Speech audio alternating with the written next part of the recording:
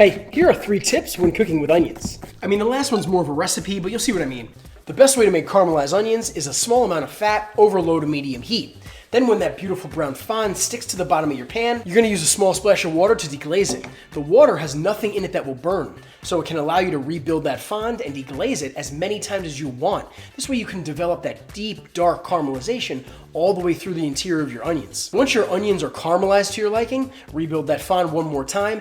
Then is when you would add your wine or your other liquid to deglaze it. If you deglaze with wine early, the wine will burn before you have a chance to get that true caramelization. Next, so many recipes start with sauteing onions. So we're gonna add a small amount of fat, over medium to high heat this time.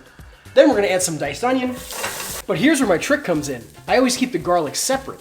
This way, I decide when to add it, and I don't risk burning my garlic before my onions or other vegetables are exactly where I want them. Here is one of my favorite preparations for red onions. Sometimes I'll make a large batch of this and keep it in my refrigerator because it's fantastic in like a pasta or even as a condiment on like a burger or a sandwich. I'll first halve this whole half a red onion. And then this method works a little bit better if you leave a little bit of thickness on your onion slices.